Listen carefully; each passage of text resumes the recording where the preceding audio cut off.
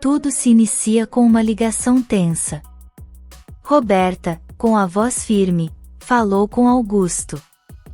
Ela avisou que a família já sabia que Jerônimo não havia fugido com Marina.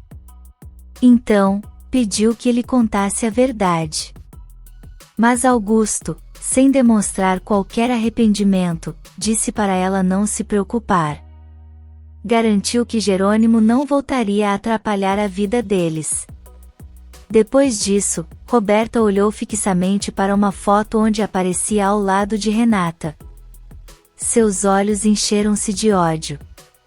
Ela murmurou para si mesma que só teria paz no dia em que sua irmã estivesse morta. Sem perder tempo, Augusto fez uma ligação sigilosa. Pediu para que todos os registros de entrada e saída de aviões do final de semana fossem apagados. Prometeu uma boa recompensa a quem o ajudasse, e desligou com um tom frio e decidido. Na fazenda, Lázaro se aproximou de Alison, curioso com sua presença ali. A menina, direta, disse que Aníbal ainda estava esperando por uma resposta. Lázaro percebeu que havia se esquecido disso e pediu desculpas. Explicou que não podia decidir sozinho se daria um trabalho ao rapaz, mas sugeriu que ele passasse a noite na fazenda. No dia seguinte, conversariam melhor. Alison, emocionada, o abraçou e agradeceu com beijos no rosto, cheia de esperança. Enquanto isso, Regina subiu até o quarto de Renata levando um chá quente. Renata agradeceu o cuidado e aproveitou para pedir desculpas pela forma como havia tratado Roberta. Sabia que isso a afetava, mas sentia que não podia permitir que sua irmã agisse daquela forma. Regina entendeu o desabafo e reconheceu que Renata estava apenas reagindo à dor. Ela insistiu para que a jovem tomasse o chá, dizendo que precisava descansar para retomar a busca por Jerônimo no dia seguinte. Renata assentiu, tocada pelo carinho. Agradeceu à mulher por sempre estar ao seu lado, mesmo sem ser chamada. Regina a interrompeu com ternura, dizendo que mesmo sem o laço de sangue, ela era sua filha de alma. As palavras emocionaram Renata, que confessou que sentia, no fundo do coração, que Jerônimo nunca a teria abandonado. Regina concordou, com firmeza. Disse que também acreditava nisso. E acrescentou que ele precisava saber que o amor deles geraria frutos. Renata sorriu, confiante, afirmando que sabia que ele estava vivo. Talvez ferido, talvez em apuros, mas com certeza, vivo. Na manhã seguinte, Regina tomava café com Inês e confidenciou estar preocupada. Sentia que Roberta ainda mantinha ligação com Josefina. Inês, direta, disse que ela precisava denunciar, mas Regina hesitou. Disse que, apesar de tudo, Roberta era sua filha. Inês, então, comentou que isso não mudava o fato de que o que ela fazia era errado. E soltou uma frase que deixou Regina em choque: Roberta tinha o sangue de Josefina correndo nas veias. Regina ficou incomodada com a certeza da amiga. Quis saber por que Inês insistia em dizer que Roberta não era sua filha. Inês explicou que Roberta não tinha traço algum dela.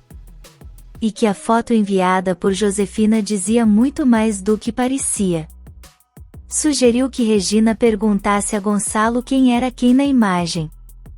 Minutos depois, Gonçalo apareceu e cumprimentou as duas. Inês aproveitou a deixa e disse que Regina tinha algo a perguntar. Quando Gonçalo ouviu a pergunta sobre a foto, pegou-a em mãos, analisou e respondeu com segurança: era Roberta. Regina ficou paralisada. Gonçalo, então, quis saber por que tanta surpresa. Regina contou que Josefina havia mandado a foto dizendo que era Renata. Estava confusa, sem entender o motivo dessa manipulação. Inês, por sua vez, disse que entendia o que estava acontecendo. Pediu que os dois fossem até sua casa naquela tarde. Prometeu revelar tudo com a presença de Isidro. Regina queria saber de imediato, mas Inês insistiu que era importante que Isidro estivesse presente. Gonçalo concordou, e marcou com ela para as 6 da tarde. Enquanto isso, no hospital, Marina conversava com um dos médicos. Ele revelou que Saul continuava viciado em jogos. E que de repente, havia conseguido quitar suas dívidas. Apesar disso, seu comportamento não mudara. O doutor contou que Saul havia perdido a confiança dos colegas e que o diretor do hospital pensava seriamente em demiti-lo. Marina ouviu tudo com surpresa e preocupação. Do outro lado da cidade, Inês falava ao telefone com Isidro. Disse que era hora de contar a verdade para Regina. Ele hesitou, alegando que ainda não tinha os resultados das digitais de Renata. Mas Inês afirmou que não podiam esperar mais. Regina estava angustiada. Isidro cedeu, e ela combinou que estariam na casa dele às 6 da tarde. Pediu também que ele avisasse Antônio. Já em um restaurante elegante, Rema olhava Germano nos olhos e perguntou por que ele a chamara para almoçar em plena segunda-feira. Germano, com um sorriso gentil, disse que viajaria a trabalho no fim de semana e queria fazer algo especial por ela. Rema se encantou e sugeriu ir com ele. Mas ele explicou que só haveria homens na viagem e que ela já tinha planos para visitar o filho. Rema, então, disse que poderia adiar sua viagem. Mas Germano achou melhor manter como estava. Sugeriu algo diferente: ele poderia ir encontrá-la em Miami para ver o filho juntos. Rema se espantou, pois ele nunca quis isso antes. Mas Germano explicou que estava na hora de mudar certas posturas, mesmo que discordasse de algumas coisas. Rema, tocada pela atitude, aceitou a proposta. De volta ao hospital, Marina procurava o médico novamente. Disse que precisava encontrar Saul. Ele respondeu que não sabia onde ele estava. Mas, depois de pensar um pouco, sugeriu que, se fosse para seguir a lógica do vício, Las Vegas seria o lugar mais provável. Marina ficou em silêncio, refletindo sobre o próximo passo. Na mansão, Gonçalo observava Regina em silêncio. Preocupado, perguntou por que ela não disse uma palavra desde que Inês foi embora. Regina respirou fundo e confessou que estava tentando entender a razão de Josefina ter trocado as fotos. Queria descobrir o que afinal, Inês e Isidro tinham a revelar. Nesse instante, Roberta apareceu com uma mala nas mãos, sentou-se à mesa, e ao notar o olhar de Regina, explicou que viajaria com Germano para assinar um contrato importante. Disse estar nervosa, mas Gonçalo a tranquilizou, garantindo que tudo correria bem. Renata se aproximou, cumprimentou o pai e Regina com um sorriso cansado, e logo perguntou se havia novidades sobre Jerônimo. Gonçalo explicou que o detetive ainda não havia retornado com informações, mas que em breve saberiam de algo. Renata, impaciente, disse que não queria esperar. Regina, preocupada, insistiu que ela precisava cuidar da saúde e mencionou marcar consultas com ginecologista e cardiologista. Renata recusou, dizendo que não via necessidade. Gonçalo reforçou que a prioridade agora era o bem-estar dela, mas a jovem saiu contrariada, deixando os dois sem reação. Na Cruz de Amor, Augusto falava ao telefone com tom tenso. Recebia a informação de que havia um investigador fazendo perguntas sobre os passageiros que embarcaram no fim de semana. Quis ter certeza de que não havia nenhuma pista que pudesse comprometê-lo. Ao ouvir a confirmação, disse que faria o pagamento ainda naquele dia, encerrando a ligação com pressa.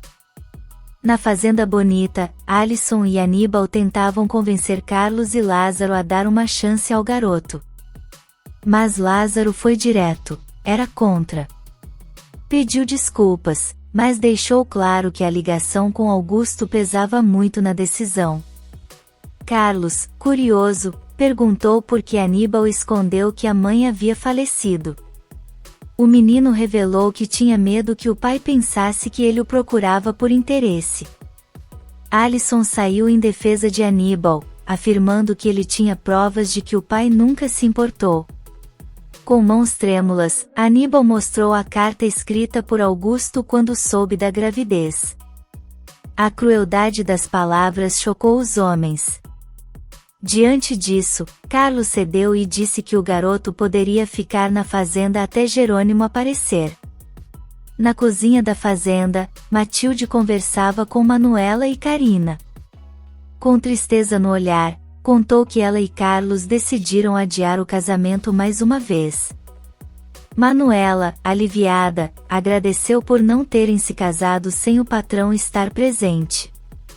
Matilde explicou que antes pensava que ele tinha ido embora por conta própria, mas agora, com o desaparecimento, tudo era diferente. Na sala, Lázaro chegou acompanhado do padre, que foi recepcionado por Carina. Ela ofereceu algo para beber, mas ele recusou. Disse que passava apenas para saber mais sobre o sumiço de Jerônimo. Lázaro e Carina hesitaram, até o padre contar que Antônio havia ido ao México buscar notícias da sobrinha. Só então se sentiram à vontade para falar. Lázaro, irritado, contou que Saul enganou a todos. O padre assentiu, confirmando a desconfiança. Na mansão, Regina chamou Renata para irem ao médico. Renata estava pronta e disse que podiam ir logo, pois queria voltar rápido para saber novidades sobre Jerônimo. Quando abriram a porta, se depararam com Antônio e Marina. As duas os convidaram a entrar, dizendo que ainda tinham alguns minutos antes de sair. Renata foi direta e quis saber se havia alguma pista de Jerônimo. Marina respondeu que não, mas contou que ficou sabendo que Saul estava em Las Vegas, mantendo o vício em jogos. Sugeriu que o investigador contratado por Gonçalo poderia procurar por lá. Renata se animou e quis ligar para o pai na mesma hora, mas Regina insistiu para que fossem ao médico primeiro. Renata relutou, mas acabou cedendo. Antes de sair, ela ofereceu o escritório do pai para que Antônio fizesse suas pesquisas, e então todos começaram a se despedir. Na fazenda, o padre conversava com Lázaro e Carina sobre sua visita a Álvaro. Contou que ele estava abalado, mas demonstrando arrependimento pelas escolhas erradas. Lázaro ficou surpreso, mas escutou com atenção. O padre comentou que Álvaro disse algo que o deixou inquieto, suspeitava que Ezequiel não tirou a própria vida, e que Augusto poderia estar envolvido. Lázaro concordou de imediato. Disse que sempre teve essa sensação, pois Ezequiel amava demais a família para fazer algo assim. O padre, porém, alertou que aquilo ainda era apenas uma suposição. Carina, preocupada, confessou que agora ficariam com essa dúvida martelando na cabeça. Na empresa, Honório conversava com Matias e Adriana. Disse que, por enquanto, não podiam revelar nada a Gonçalo. Precisavam primeiro de provas concretas contra Roberta. Matias, ansioso, quis saber como conseguiriam isso. Adriana sugeriu seguirem os passos dela e de Fina, e tentarem pegá-las juntas. Honório concordou com o plano e perguntou a Matias se estava de acordo. Ele confirmou com firmeza. Naquele momento, Germano se aproximava da sala de Roberta e parou ao ouvir sua voz ao telefone. Ela dizia que não podia ligar o tempo todo para a mãe. Josefina, do outro lado, insistia em saber o que se passava na casa Monterrúbio. Irritada, Roberta gritou que, se não tinha ligado, era porque não havia nada acontecendo. E então desligou. Germano entrou, surpreso com o tom da conversa, e perguntou se era assim que ela falava com a própria mãe. Tentando disfarçar, Roberta disse que estava falando com uma amiga e que tinham esse jeito de se tratar. Mudou rapidamente de assunto e perguntou sobre a viagem. Germano disse que podia buscá-la mais tarde, mas Roberta sugeriu que fossem direto, pois sua mala já estava no carro. Sem questionar, Germano aceitou e os dois saíram juntos. Na cabana, Sabina foi chamada com urgência. Alguém queria falar com ela ao telefone. Antes de sair, pediu ao amigo que continuasse cuidando de Jerônimo e aplicando a infusão de ervas, já que ele ainda não havia despertado. O homem assentiu, prometendo manter tudo sob controle, enquanto Sabina se afastava, com passos ligeiros e preocupados. Do outro lado da cidade, o padre encontrou Aníbal e disse que havia ido até a Cruz de Amor à sua procura. O garoto explicou que seu pai o havia expulsado de casa, e que Carlos e Lázaro lhe deram trabalho e abrigo. O padre, então, foi direto: se as pessoas da Bonita acolheram o menino, ele também precisava fazer sua parte. Aníbal ficou confuso. O padre revelou que Saul mentiu, e que Jerônimo não fugiu com Marina, ele estava, na verdade, desaparecido. Pediu que Aníbal contasse tudo o que soubesse para ajudar. Enquanto isso, Matilde falava com Sabina ao telefone. Contou que teria de adiar o casamento mais uma vez. Sabina quis saber o motivo, e Matilde, com a voz embargada, disse que seu patrão havia sumido e todos estavam angustiados com o desaparecimento. Sabina compreendeu a gravidade da situação e disse que aguardaria por um novo dia. As duas se despediram em silêncio. Logo após a ligação, Jerônimo começou a reagir. Chamava por Renata com a voz fraca, dizendo que ela o esperava para o casamento na Fazenda Bonita. O amigo de Sabina se apressou, correu para pegar mais ervas, visivelmente aflito. Quando Sabina retornou, notou a agitação e quis saber o que estava acontecendo. O rapaz explicou que ele estava delirando, falando de uma tal Renata. Sabina sorriu com ternura e disse que muitas vezes é o amor que traz a força para voltar. Pediu ajuda para preparar um chá mais forte. Na Bonita, Alzira confrontou Carina e quis saber o que ela precisava dizer. Carina explicou que não queria parecer que defendia Ezequiel, mas contou que o padre visitou Álvaro na cadeia, e que ele desconfiava de que Ezequiel não havia tirado a própria vida. Acreditava que Augusto mandou matá-lo, já que ele e Álvaro sabiam demais. Alzira ficou pensativa. Lembrou que, no dia anterior, viu Ezequiel se despedindo de Luz. Carina considerou essa possibilidade, mas reconheceu que era algo difícil de provar. Comentou ainda que Lázaro compartilhava da mesma desconfiança. Do lado de fora da fazenda, Aníbal desabafava com Alisson. Disse que não sabia se devia contar o que sabia sobre o pai. Tinha medo que Augusto mandasse acabar com ele. Alisson perguntou se ele achava mesmo que o pai seria capaz disso. O garoto respondeu que Augusto já mandou uma vez, e que não confiava nele. Confessou que pensaria com muito cuidado antes de abrir a boca. Enquanto isso, Renata e Regina voltavam para casa. Regina respirou aliviada ao saber que a filha e o bebê estavam bem, mas lembrou das orientações dos médicos, ela não podia se estressar. Renata, emocionada, perguntou como Regina conseguiu suportar tanto tempo sem saber onde sua filha estava. Regina respondeu que sempre teve fé de que sua filha estava viva, da mesma forma que acreditava que Jerônimo também estava bem. Renata concordou em silêncio. Regina sorriu e disse que em breve Jerônimo estaria com elas. Contou que precisava sair, pois o centro de apoio seria reaberto, e foi buscar algumas coisas. Antes de sair, se despediu de Renata, que sozinha na sala, olhou para o céu e pediu a Deus forças para encontrar o homem que amava. No hospital, Marina agradeceu ao doutor por permitir que ela entrasse no consultório de Saul. Ele disse que, depois de tudo o que ela contou, não poderia agir diferente. E completou dizendo que ela teve sorte de não ter voltado com Saul, pois ele ainda estava preso ao vício. Era um caminho sem volta. Marina agradeceu mais uma vez e se preparou para agir. O doutor se afastou, e Marina entrou acompanhada de uma enfermeira. As duas começaram a vasculhar o consultório, na esperança de encontrar qualquer informação que pudesse levá-la até Saul. Procuravam com cuidado, observando cada detalhe. De volta à mansão, Renata foi até Antônio.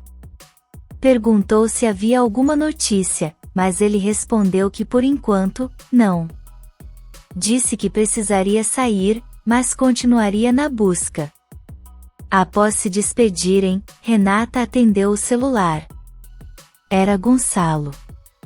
Ele contou que o detetive ligou dizendo que os vídeos das câmeras do aeroporto haviam sido apagados. Renata ficou confusa. Gonçalo afirmou que havia algo muito estranho nisso, mas garantiu que continuariam investigando. Em outro lugar, Isidro conversava com um amigo. Disse que precisava com urgência do resultado das digitais de Renata, pois tudo apontava que ela era mesmo filha de Regina. O homem respondeu que não podia prometer o resultado ainda naquele dia, mas que faria o possível para agilizar. Na mansão, Renata ligou para um hotel tentando descobrir se Saul estava hospedado lá. Sem sucesso, desligou e sentou-se pensativa.